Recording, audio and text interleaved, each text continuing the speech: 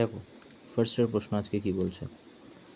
ফার্স্টের প্রশ্ন বলছে আজকের যে which of the article Indian constitution related RTI the fundamental right freedom of speech expression. দেখো ফ্রিডম অফ স্পিচের এক্সপ্রেশন কোনটাতে বলা হয়, দেখো আমরা খুব ভালো করে জানি সাম্র, ঠিক আছে, স্পিচ, ঠিক আছে, কতই আছে এটা, তুমি বলবে এইটা আছে তো 19-এ, তাই না, 19-এ আছে। আচ্ছা 19-এ আছে। এইখানেতে যদি আমরা চারটে রিভাইজ করি তো আর্টিকেল 15-তে কী আছে, আর্টিকেল 21-এ কী আছে, আর্টিকেল 32-এ কী আছে। ওকে আসো দেখি কী কী আছে। এখানে বলা আছে কি কোনো মানুষই ডিপ্রাইভ করতে পারবে না, 21-এ, ঠিক আছে, কোনো মানুষই ডিপ্রাইভ করতে পারবে না ইন ইটস লাইফ পার্সোনাল লিবার্টির জন্য এক্সপেক্ট অ্যাকর্ডিং প্রসিডিওর এস্টাবলিশ। ওকে আচ্ছা এইখানে যদি এটাই বলা থাকে তাহলে যেটা বলা আছে প্রশ্নতে, যে আমরা যদি যাই ওখানে সেকেন্ড, তো এইটা আছে তোমার 19-এর এতে। তো এইখানে যদি একটু খেয়াল করো যে সামরো আমি বললাম, এস ফর আছে স্পিচ, ঠিক আছে, A for assembly association, A for, ঠিক আছে, M for move, R for হচ্ছে reside to settle any part of the territory India. Okay আর এইখানে যদি তুমি একটু খেয়াল করো যে 15 যেটা বললো, 15 সেক্স কাস্ট এবং প্লেস বার্থ যেখানে আর কি, সেইটা নিয়ে তুমি প্রহিবিশন বাধা দিতে পারবে না, ঠিক আছে। তো এইটা তাহলে হয়ে যাবে সেক্স কাস্ট নিয়ে বলতে পারবে না, এটা হয়ে যাবে তোমার আরটিআই ফ্রিডম অফ স্পিচের ব্যাপারে, আর এ দুটো তো বলে দিলাম। তো এখানে হয়ে যাবে কোনো 19-এর দাগেরটা, তাই না। কি বলছে এখানে, এক সেকেন্ড, বলছে 19-এর আছে Indian constitution which guaranteed fundamental right of freedom speech expression নেই। তারপরে দেখো according to Lenz law, the direction of include current is such that so it aids the change in magnetic flux, it opposes the change in magnetic flux, it strength to applied magnetic flux, নাকি neutralize the magnetic flux completely। তো এটা তো আমরা জানি, পড়েছি যে oppose the change of magnetic flux, oppose করবে, তাই না। তো বিয়ের ত্যাগ হয়ে যাবে। দেখো লেন্স ল 1834 সালে state of that include the current in conductor flow in direction that কি, that is magnetic field oppose করবে, the change in magnetic field the cause it. তারপরে কী বলছে, which of the following not correctly match, কোনটা correctly match নয়। এখানে যদি আমরা দেখি যে লাসই রিভোল্ট আসাম, ঠিক।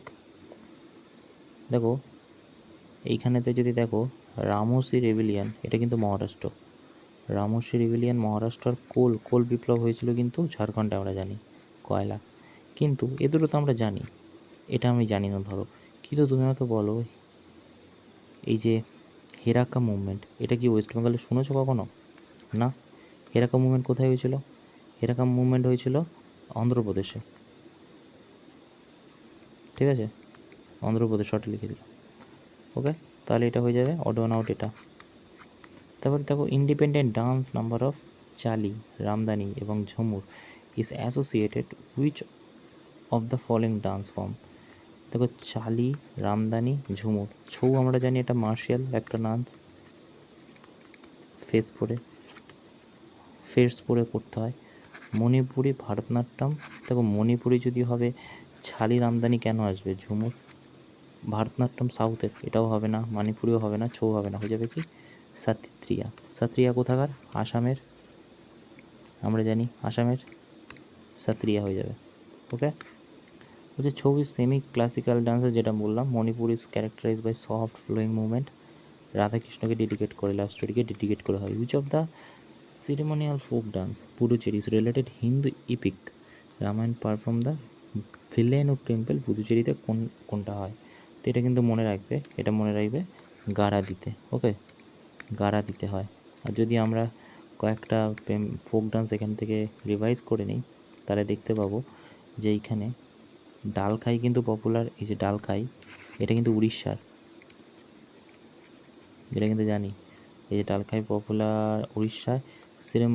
Commonly perform festival like Dussehra, ভুজ্জি জাতিয়া, ফাগুনপুনি এবং নৌখাই, সব কটাই উড়িষ্যার। ওকে, তারপর কিছু which of the following is a famous festival among people belong the Angami tribe in Nagaland. So Angami tribe নাগাল্যান্ডে কোন ফেস্টিভ্যাল হয়? ঠিক আছে, আগ্নামি ট্রাইবরা ভাইরামুডি, কামবালা। দেখো এখানে কিন্তু হয়ে যাবে কোনটা, সেকরিয়ানি। ওকে, সেকরিয়ানি হয়ে যাবে। দেখো এটা সাউথ ইস্টের নর্থ ইস্টের মতোই লাগছে শুনতে। কামবালা আর ভাইরামুডি এগুলো সাউথের দিকে বলতে পারো। ঠিক আছে, which of the following famous festival among the people, এখানে দেওয়া আছে কি বলছে ফেস্টিভ্যাল ট্রাইব নাগাল্যান্ডের কী কী আছে, যারা ট্রাইবদের মেমকুট কুটি ট্রাইব করে, বিশুজিবা কাছাড়াই টাইপ করে, মনিও ফোমটিউব টাইপ করে, মিউ করে, কাইমনিগাং ট্রাইব, আর তুলিনি হচ্ছে সুমি ট্রাইব করে। তারপরে দেখো কি বলছে, পূর্বাং এবং Uttarang to selection which of the component Carnatic music. তো কার্নেটিক মিউজিকের কোন কম্পোনেন্টে উত্তরাং এবং পূর্বাং? দেখো এটা হয়ে যাবে কিন্তু ভারনাম। ভারনামের অর্ধেককে বলা হয় পুনাম, অর্ধেককে বলা হয় উত্তরাং। ওকে, তো ভারনাম হবে। তো হচ্ছে first artificial satellite dash launched.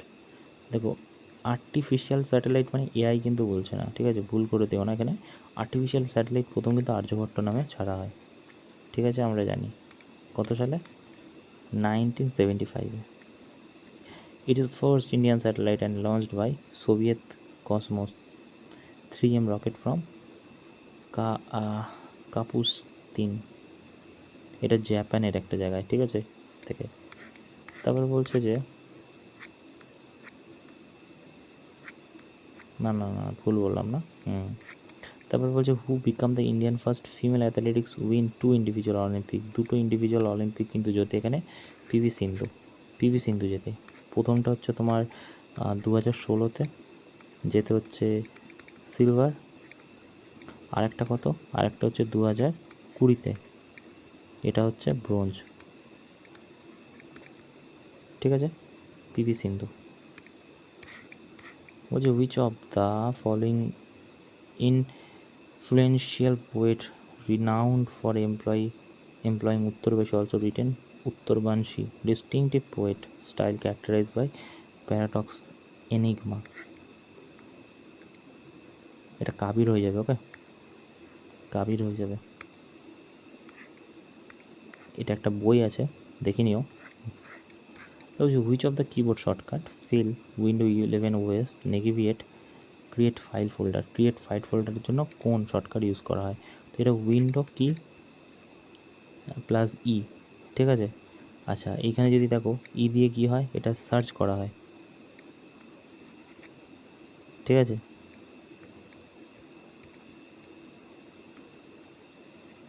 Search করা হয় কি ফোল্ডার। ঠিক আছে, ট্যাব দিয়ে কী হয়, ওপেন ফাইল, তাই না? আর এটা দিয়ে হচ্ছে তোমার নেভিগেট করা নিউ ফাইল ক্রিয়েট। তারপর বলছে যে what is main purpose citadel Harappan city. Citadel কী কারণে? আমরা জানি ওখানে অ্যাডমিনিস্ট্রেশন চলতো এবং যারা একটু টাকা পয়সার লোক সেই সময় বেশ আভিজাত্য, তাদের কিন্তু সিটাডেল মানেই আমরা জানি একদম হায়েস্ট পজিশন। তো citadel organized administration public function করা হতো সিটাডেলে। ঠিক আছে, আচ্ছা এখানে গ্র্যানারি বাথ কোথায় আছে? হরপ্পান সিটিতে, খুবই পপুলার। এবং গ্র্যানারি যেখানে চাষাবাদের মজুত করে রাখা হতো, খুবই পপুলার সেই সময়। Which of the incorrect regarding the revolt of sepoy. তো সিপাই বিদ্রোহ 1857-এর কথা বলছে। Act that required every new recruit to give undertaking serve overseas forcefully conversation Christianity না compulsing সিপাই where their caste mark their own caste। হ্যাঁ, এটা প্রথম একমাত্র বিদ্রোহ ছিল যেটায় কি হয়েছিল, ইস্ট ইন্ডিয়া কোম্পানির সাথে একদম সোজাসুজিভাবে বিদ্রোহ করা হয়েছিল। ঠিক আছে, ইস্ট ইন্ডিয়া কোম্পানির সাথে সোজাসুজিভাবে বিদ্রোহ করা হয়েছিল। আচ্ছা আর কি করা হয়েছিল দেখো, কিছু জিনিসপত্র তৈরি করা হতো, যে গরুর চামড়া দিয়ে, মানে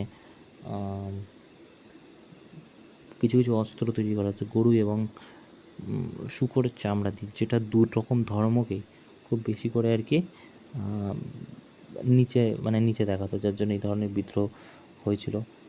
ঠিক আছে, 6 কাস্টের উপর সতীদাহ প্রথা সেই সময় চলতো, তো সেটা নিয়েও বিদ্রোহটার মধ্যে একটা নতুন দিক দেখা গেছিলো। তো এটা হয়েছে were their caste mark follow their own কাস্টে। তো এটা কি 3 দাগ। Which of the following direct principal state policy mention the Indian Constitution? দেখো ভালো করে দেখো, provision freedom of speech direct প্রিন্সিপালে না। এক্ষুনি বললাম remedy of enforcement right of public না। প্রহিবিশন ডিসক্রিমিনেশন গ্রাউন্ড না। রিলিজিয়াসকে ছোটো করা। সিভিক কোডের ব্যাপারে ডিপিএসপিতে আমরা পড়েছি, তাই না? আচ্ছা, এইটা কিন্তু কত নম্বর আর্টিকেল? এটা 100 দেখতে হবে 100 কত নম্বর আর্টিকেল এটা? 168 না? যাই হোক, এটা provision of civil code.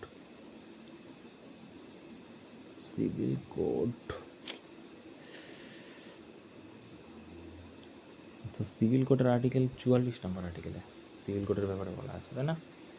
44 article কই গেল এটা?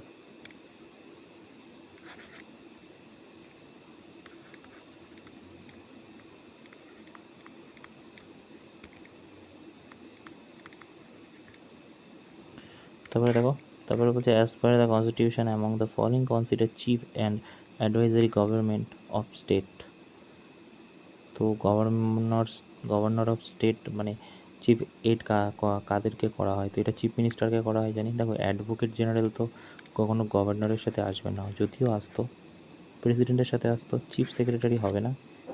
চিফ জাস্টিস কেন আসবে, তাই না? বলছে pulling the earth gravitationally in the same direction by sun and moon cause. দেখো, লো টাইড নিপ টাইডকেই বলা হয়, তাই না? যখন লো টাইড নিপ টাইডকে বলা হয়, হাই টাইড স্প্রিং টাইডকেই বলা হয়। তো লো আর হাই তো কেটে যাবে। তো বলছে pulling the earth gravitation same direction সান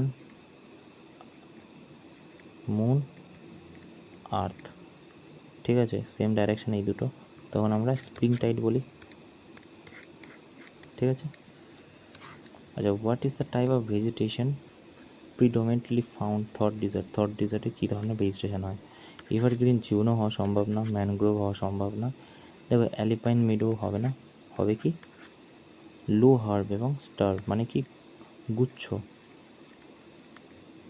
ঠিক আছে, গুচ্ছর লোমযুক্ত যে চাষাবাদগুলো মানে গাছপালা হয়, সেই ভেজিটেশনের কথা বলছে। Which of the given statement union budget are true? দেখো, vote on the account deal only the expenditure side of government budget. Vote on account and interim budget are not same, ঠিক? ইন্টারিম বাজেট তো same নয়। And interim budget given completely financial statement similar বাজেটের মতোই দেয়। তিনটেই ঠিক হয়ে যাবে, এ দুটো তো ঠিক, এ দুটো তো আমরা পড়েইছি। Vote account deal only the expenditure side government budget, এটাও পড়েছি। 1, 2, 3 কোথায়? তারপরে দেখো, বলছে which of the physicists known and discovered that any periodic wave can be represented infinite number of weight sinusoid, the sun, sine and cosine wave। তো ইনি বলেছিল, কিন্তু এটা মনে রাখবে, জন ব্যাপটাইজ এবং জোসেফ ফরিয়ারে একজনেরই নাম এটা।